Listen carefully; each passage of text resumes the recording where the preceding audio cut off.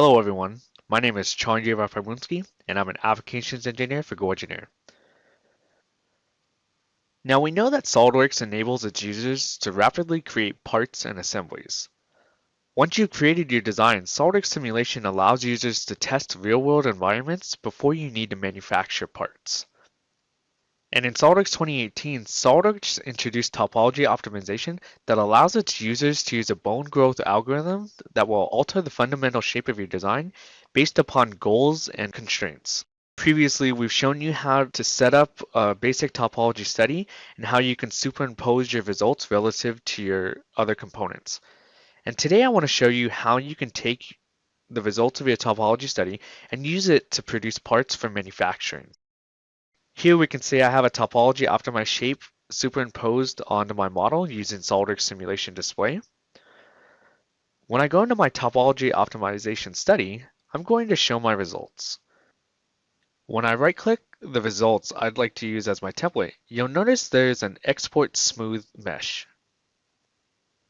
This allows me to export my mesh, and I can do that by saving it to my current active configuration, a new configuration, and even a new part file.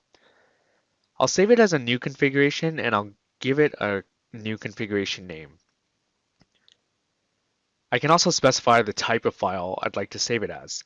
And you can see that I can save it out as a graphics body, solid body, or a surface body.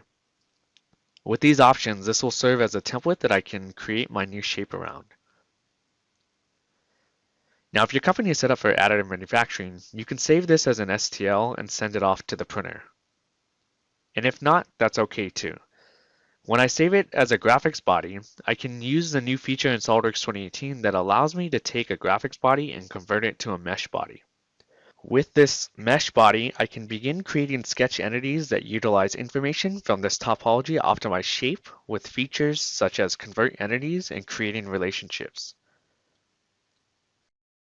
When all is said and done, I'm able to create a unique shape that I would have never even thought of if I didn't have access to a tool such as a topology optimizer here in SOLIDWORKS. This is Charn Jivaphaiboonskdi, and I hope you enjoyed this video on how to use your topology optimized shape to produce parts for manufacturing.